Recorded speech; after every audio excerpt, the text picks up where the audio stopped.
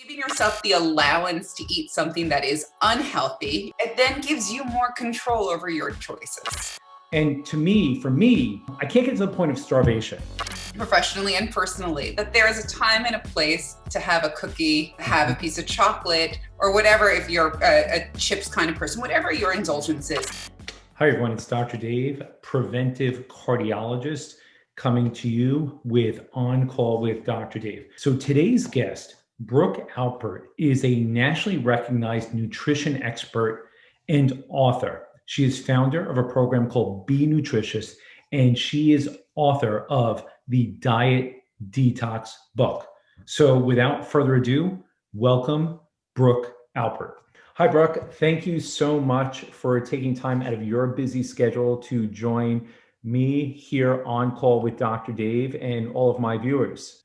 Thanks so much for having me. I struggle with this with patients in the office all the time. I hear I'm too busy. I hear I'm too busy all the time. I'm too busy to plan my meals. I'm too busy to eat healthy. We're all busy. Everybody is busy. If somebody comes to you and says, look, Brooke, I'm too busy to eat healthy. I'm starving. I don't eat all day. I come home and I just binge. What are some tips you can give people who are quote unquote too busy to eat healthy to have healthy snacks throughout the day or plan for success and not failure?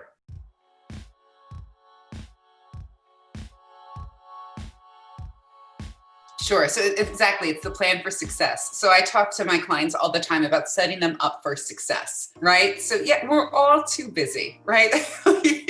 Life is insane. And even though so many of us are home more than ever, I've never been so busy than staying home all the time. It's unreal. That said, you can either plan ahead or then suffer the consequences. It's really quite simple. The days that I'm not on top of getting my groceries ordered, I live in New York City, so everything gets delivered. But if I don't order in time and get the right window, we're out of luck, right? And so then I have to start scrounging and raiding the refrigerator and my cabinets to find some sort of dinner that meets my standards for my family and I.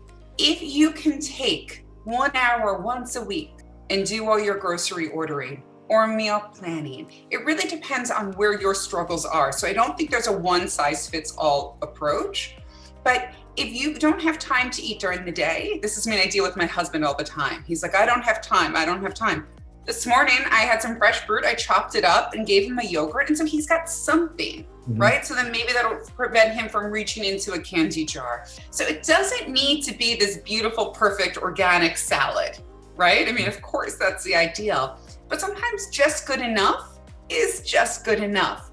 And that just good enough is going to prevent a crazy binge later. So even if it's a kind bar, which to me, it's an okay bar. It's not the perfect bar. It's not the same as having, a fresh salad, but it's something, they taste good. It's like a healthy Snickers, right? Getting that and a flavorless yogurt, a plain flavored yogurt, that's something, right? So it's better to do something than nothing, because doing nothing sets you up to fail. And sometimes something as small as making sure to stop on your way to work or ordering in bulk so you have it at home and you grabbing that, right?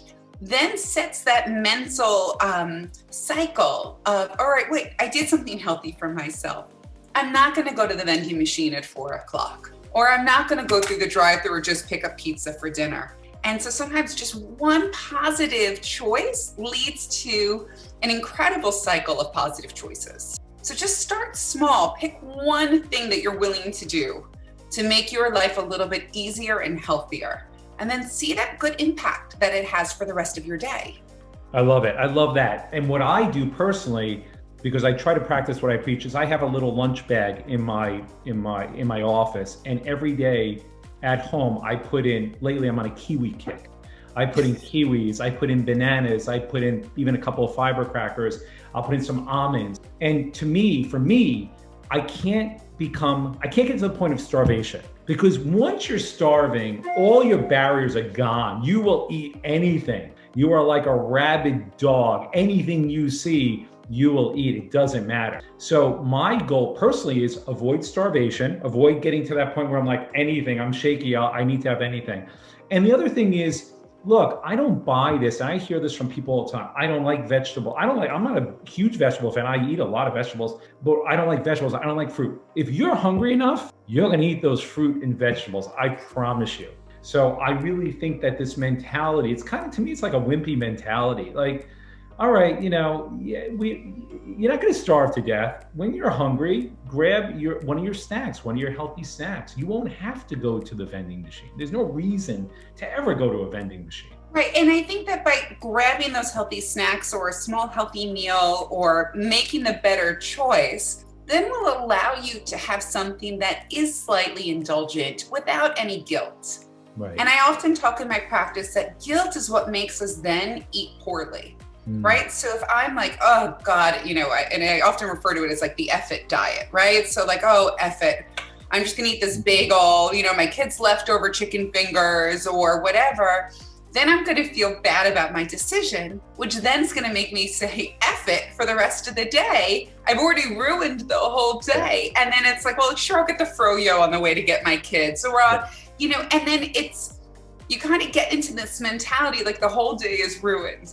When that's not the case, right? Yeah. I fully believe, professionally and personally, that there is a time and a place to have a cookie, to have a piece of chocolate, or whatever, if you're a chips kind of person, whatever your indulgence is. We need to have, life is really short to not indulge a little bit, but it's too long to indulge regularly, right? So I believe that by having one small cookie, but feeling no guilt about it, it's going to lead to only eating that one cookie. But when we feel guilty, because it's like, oh, I blew it, I didn't eat anything all day, I'm just going to order in pizza. Oh, forget it. The pizza came with this warm cookie. I'm just going to eat it. It just leads to more negative cycles. Yeah. And, I think by giving yourself the allowance to eat something that is unhealthy, even by a cardiologist's standards too, it then gives you more control over your choices. So I believe in healthy eating, but I also truly believe that those treats are super important. Yeah, I agree. I mean, you have to reward yourself. And anything in life, if you don't have a reward, this is basic psychology. If you don't have a reward, you're not going to continue doing what you're doing. We are programmed for rewards as human beings. So yeah, we want that cookie. That's what we're pre-wired. We love sugar, unfortunately. But I think it's an evolutionary thing because nothing in nature that tastes sweet is essentially poisonous. So it makes sense, right? So yeah, I agree. Earn it. And I always tell my patients, you don't have to be perfect. If you're perfect, it's probably not practical. You have to be really good. So 80 to 85% of the time, if you're eating well, that should get the job done. And yes, if you want the piece of chocolate or the cookie as a reward, go for it. That's not what's going to break you and your overall health. That one cookie or that piece of chocolate is not going to do it. It's all the other stuff you mentioned. Right. We don't have an obesity epidemic because of birthday cake. Exactly. That's not what's doing it to us, right? Or good quality dark chocolate. None of that is what's happening here.